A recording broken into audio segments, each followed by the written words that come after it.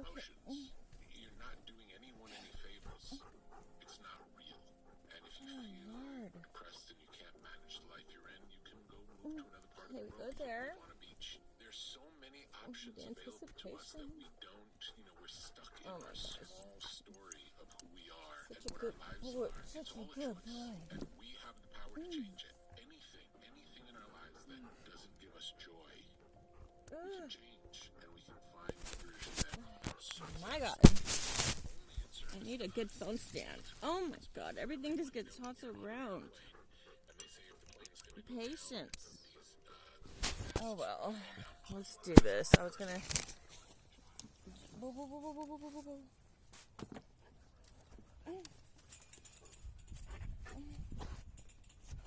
Whoa, shit. Don't twist around me. I hate that. Look, let me get the... I'm not ready yet to just take you for a walk. Let me just get you harnessed up, little boy. Stop it. Stop it. Raggy, stop.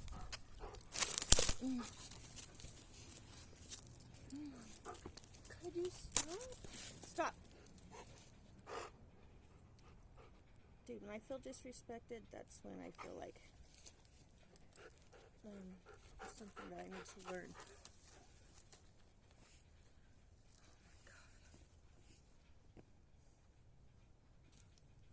Oh my God.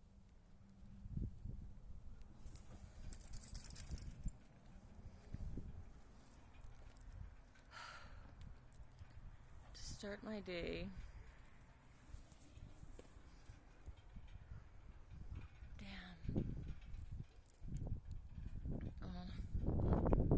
Okay, he's got his water. I'm out of food. Ow! Oh, fuck. Oh, what the license plate got my knee. Oh, Lord. Not cool.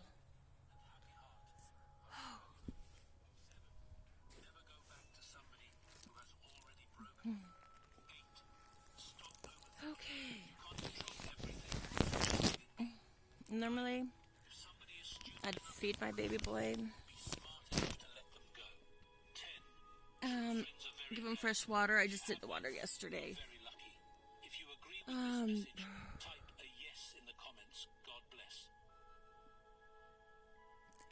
Damn. But you know what's hard? That dogs aren't allowed in stores. Carrot is beneficial for heart patients. Number 3, eggshell contains more calcium than egg.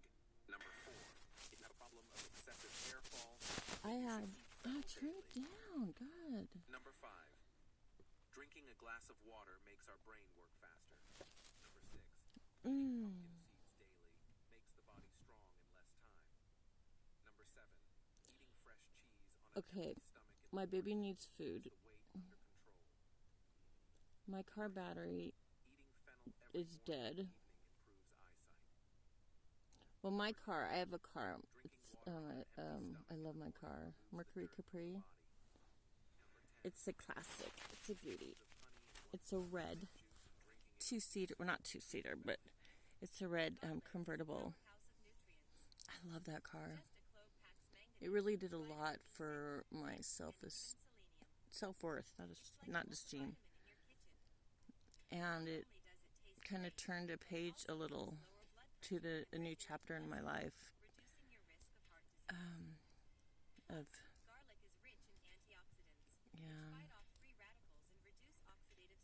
this is the me learning how to live again with an enormous amount of obstacles, but you know what? I had a little emotional hit, which is understandable. But thank God I came back to my senses, and I'm back to who I really am, and who I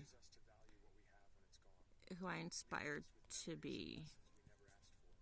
Because I'm a mom. I'm a mom and a grandma. And I'm at my rock bottom.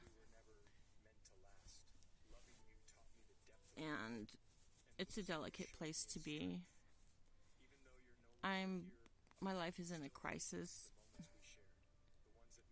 Definite crisis. And it's been in a crisis for years. And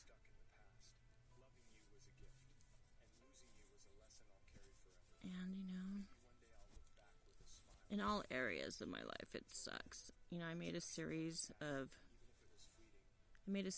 choices that brought me to here.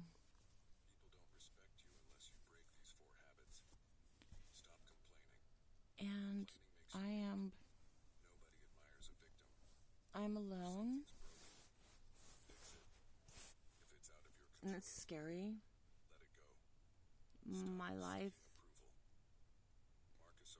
I thought my life completely changed. My life went from normal to shattered. But like I said, I'm a grandma and I'm a mom, and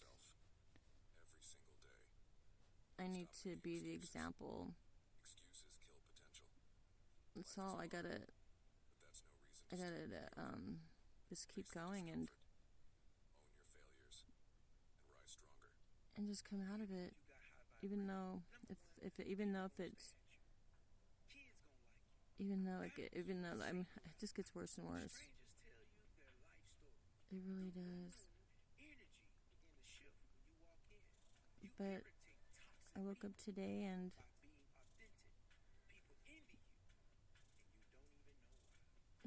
it's my chance to redeem myself. And work through my limitations.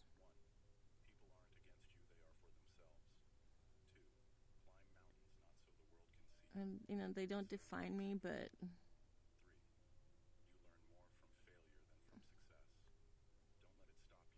they don't define me to me, because I know who I am and who I used to be. Who I used to be was admirable. But now, I'm dealing with stuff. With CPTSD, I have ADHD, and OCD, and I have complex grief. I'm isolated, and a therapist or a psychiatrist recently diagnosed me with agoraphobia. Agoraphobia.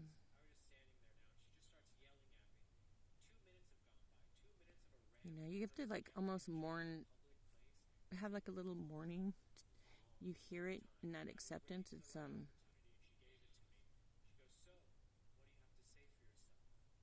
it says it's not curable by itself. You need help. And making phone calls, making appointments. Oh my God, leaving my house, transitioning from one thing to another. It's hard to me, but I have my Ragnarok now, and he's a game changer.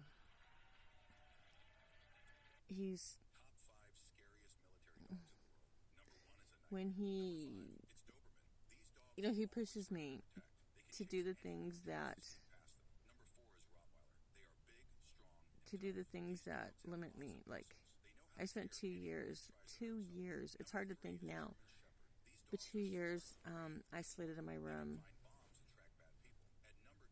And, I'd get out a little bit in between, but no. And not having any friends, and a distant boyfriend. I learned how to be alone. I learned how to be alone, and that's a hard pill to swallow, because I was in the midst of hell.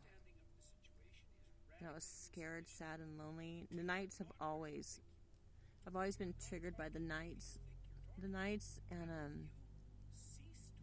and the winter, when it starts to get winter, when winter starts approaching, and the time changes. I live in California. Once the time changes,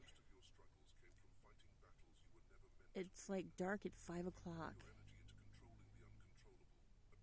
But that cold air here in the high desert, it's like a cold air. It always gets windy at night. It always, the wind runs through and gets rid of the day, blows through. But it's a cold chill, and that always takes me back to when it's Christmas Day. Who knows how old I was, maybe 12. My dad, we were moving to Arizona because my dad was going to go to take care of his dad with dementia or Alzheimer's. And he was buying a print shop in a small town in Clifton where he grew up. So as he's setting up the house we're going to get, and we picked the house and everything, and got the business. He bought the business, and he's like settling it down for us. There's 5 kids in my family. We even had a house. We owned our house in Apple Valley, so I don't know it in California. So I don't really know what they're going to do with the house. But yeah, we're going to all move to Arizona. So we came back Christmas Eve. And on Christmas morning, early in the morning, before the sun came out, I woke up to my mom screaming and pleading and crying and begging my dad to stay. He didn't say a word. He grabbed his stuff, got in his car, and drove off. And my mom's just hysterically crying. And she was begging him to stay. And I overheard something about, I heard the whole argument and not really registering it, because it's like, it's just a weird thing to hear your parents' marriage just come undone right in front of you. My dad had met a woman with a new family, and he made the move without us. And when he left my mom went kind of crazy. She's been an alcoholic, and she kind of it spiraled out of control. I was the youngest of the 5, and my dad really just chose that family over us. But I thought I was different. Like, I'd go back and visit with him, and I was more drawn closer to my dad because my mom was a very bitter, and not always nice. And she always, what happened, what pulled me closer to my dad is that she would just talk down about him and blame him and criticize him, and I couldn't. So that's what made me actually go to my dad. But it didn't. He didn't care. When I went, at least he took me in, I guess. But he left me with my grandfather who had dementia. And he wasn't in his right state of mind. While my dad stayed with the house he got for my family, for us. But his new family was in it. And my grandpa was being impossible. He'd demand that I scrub the floor to get the stains out. It was like a linoleum floor, and the stains were like cigarette burn stains. The task was impossible. And he kept yelling and yelling, getting his cane and hitting it on the ground, like telling me it's not, he still sees it. I ended up breaking down crying and ran down the hill all the way to my dad's house, which was right behind the print shop that he purchased. He purchased it, side note, with, he took out a mortgage on the house. So not only did we leave my mom with 5 kids, he never paid child support.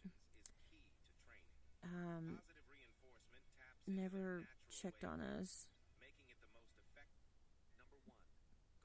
And, yeah, he never turned it back. But he took out a $20,000 mortgage on the house. And gave my mom the house. So I went down to the house, and my dad wouldn't let me in. He stood at the door, and I'm crying, telling about my grandpa. And one thing I always remember though, and it got me through hard times. Good advice, bad example, but just told me to stand up, keep my head held high, and go back and deal with it. I'm like, but I want to come in. And I could see the kids playing in the background, and the girls looked around my age. But he goes, no, I can't do that. I won't do that. You need to go home. You're living with your grandpa now. My mom was heartbroken. She was a blubbering mess. She did not see it coming, I guess. So I ended up calling her, and she came and got me. And of course, he didn't stay with the woman long.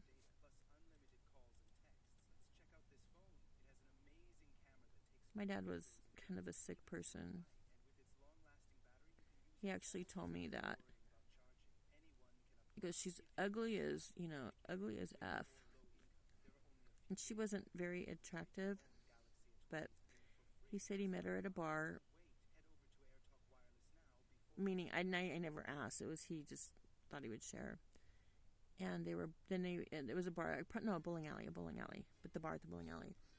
And when they went to bowl, she had these like polyester pants, like, in the 70s, not very attractive, but polyester pants with a slit on the crotch, like she had a hole in her crotch. And that's what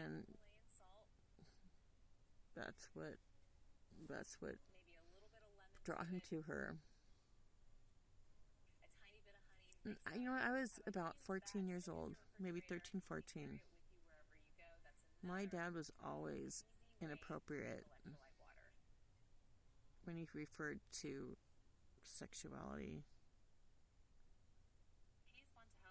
And it was gross, especially because he was gross with me when I was a child.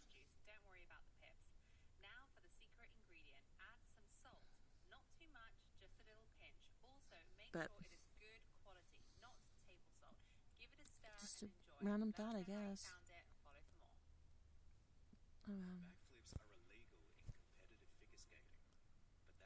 Okay, now I feel heavy. Alright. I'm going to do some exercise or something to get over the hump. I may have triggered something, but I just brought back a memory of truth. I do got to clean up this mess.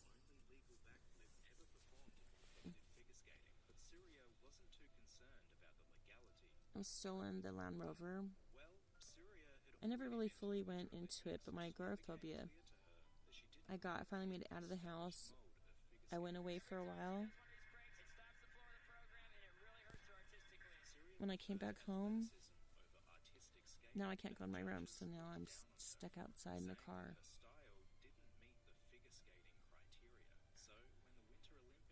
And I can't explain it, and I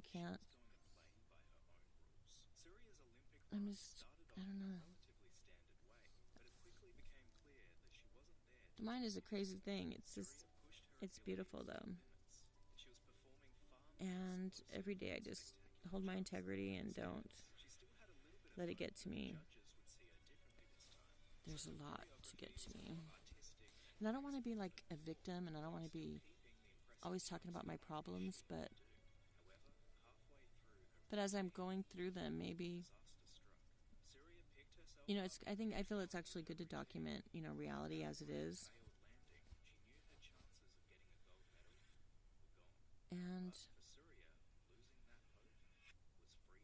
And this is my journey from the bottom up, right? Everyone deserves that. But maybe I would like to get through this with grace and my dignity, and just be the example that I need to be.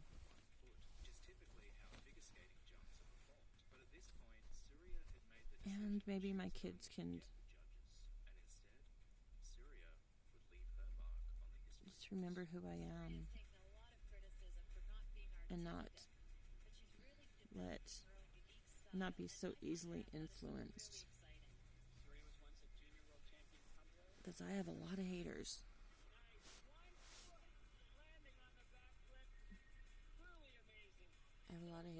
And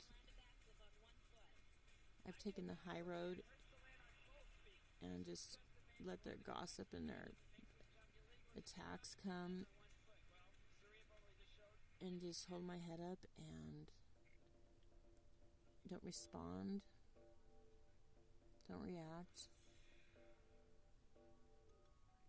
and don't retaliate, and don't explain. Nobody's listening. And they're always looking, their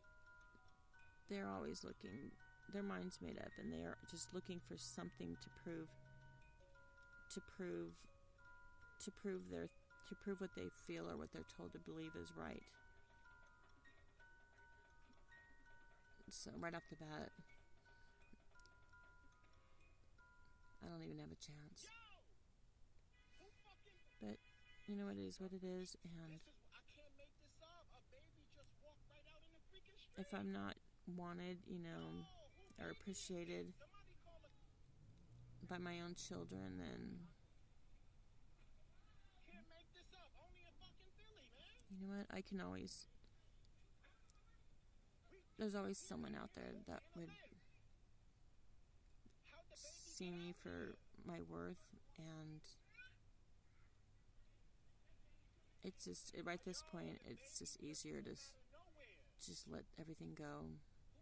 I'm losing my house. My parents are responsible for that.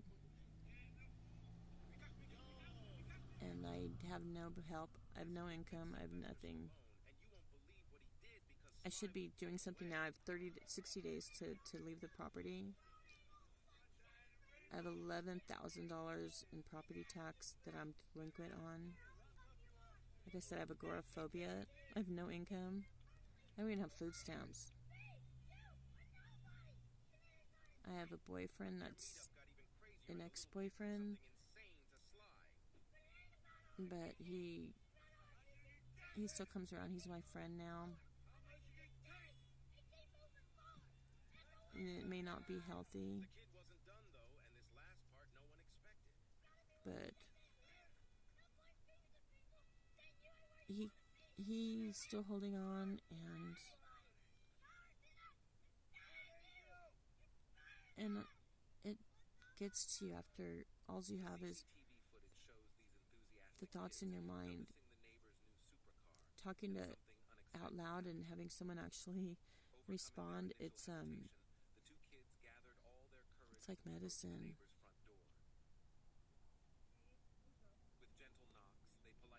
But he's not always positive, and a positive influence on me. But hey, it teaches me how to get for thin skin, or it thickens my skin, I guess. And it does help me. Being around someone like that thinks of me, that is critical and judgmental, you know what? That's even teaching me how to actually need boundaries and set boundaries, and to stand up for myself. And it teaches him to that words hurt, but it doesn't, because he learns for a second, and then he always goes back to what he was. So, I don't know.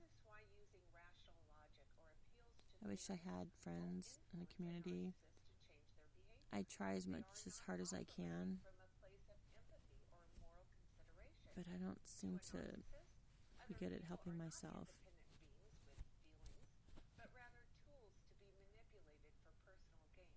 You're like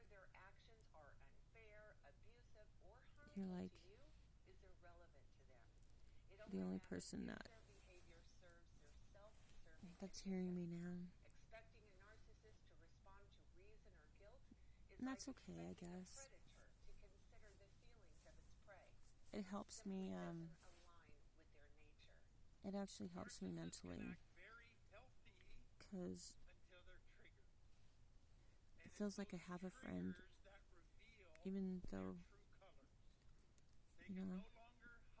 I'll take whatever friend I have. It just helps me feel like I'm not alone.